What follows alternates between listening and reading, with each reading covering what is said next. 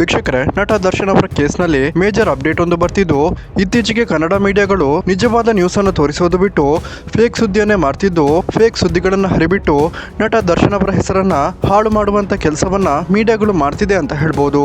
ಆದ್ರೆ ವೀಕ್ಷಕರೇ, ನಟ ದರ್ಶನ್ ಅವರ ರೇಣುಕಾಸ್ವಾಮಿ ಕೇಸ್ನಲ್ಲಿ ನಿಜವಾದ ಸತ್ಯವನ್ನ ಇಂತಹ ಮೀಡಿಯಾಗಳು ತೋರಿಸದೆ ಬರೀ ಕೆಟ್ಟ ಸುದ್ದಿಗಳನ್ನೇ ಪ್ರಸಾರ ಮಾಡ್ತಿದೆ. ವೀಕ್ಷಕರೇ, ಇದೀಗ ಬರ್ತಿರುವಂತಹ ಲೇಟೆಸ್ಟ್ ಮಾಹಿತಿಯ ಪ್ರಕಾರ ನಟ ದರ್ಶನ್ ಅವರ ವಕೀಲರು ಕೋರ್ಟ್ಗೆ ಕಳಕಳಿಯ ಮನವಿಯೊಂದು ಮಾಡಿಕೊಂಡಿದ್ದು, ಟ್ರಯಲ್ ಮುಗಿಯುವ ಮುಂಚೆನೆ ನಟ ದರ್ಶನ್ ಪರವಾಗಿ ಮುಖ್ಯವಾದ ಸಾಕ್ಷ್ಯವೊಂದನ್ನ ಕೋರ್ಟ್ಗೆ ಸಬ್ಮಿಟ್ ಮಾಡಲು ಅರ್ಜಿಯನ್ನು ಸಲ್ಲಿಸಿದ್ದಾರೆ ಅಂತ ಹೇಳಲಾಗ್ತಿದೆ. ಇದು ನಟ ದರ್ಶನ್ ಅವರು ಯಾವುದೇ ತಪ್ಪು ಮಾಡಿಲ್ಲ ಅನ್ನುವಂತಹ ಮೇಜರ್ ಸಾಕ್ಷಿಯಾಗಿದ್ದು, ಇದನ್ನ ಒಂದು ವೇಳೆ ಕೋರ್ಟ್ಗೆ ಸಬ್ಮಿಟ್ ಮಾಡಿದ್ದಲ್ಲಿ ರೇಣುಕಾಸ್ವಾಮಿ ಕೇಸ್ಗೆ ಬಿಗ್ ಟ್ವಿಸ್ಟ್ ಸಿಗಲಿದೆ ಅಂತಾನೆ ಹೇಳಲಾಗ್ತಿದೆ.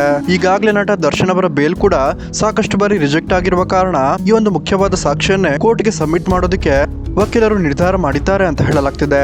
ಸೊ ವೀಕ್ಷಕರೇ, ನೀವು ಸಹ ನಟ ದರ್ಶನ್ ಅವರು ಈ ಎಲ್ಲಾ ಸಮಸ್ಯೆಗಳಿಂದ ಆದಷ್ಟು ಬೇಗ ಹೊರಬರಲಿ ಅಂತೀರಾ ಅಂದ್ರೆ ಈ ವಿಡಿಯೋಗೊಂದು ಲೈಕ್ ಮಾಡಿ ಮತ್ತು ಜೈ ಡಿವೋರ್ಸ್ ಅಂತ ಕಮೆಂಟ್ ಮಾಡಿ ತಿಳಿಸಿ.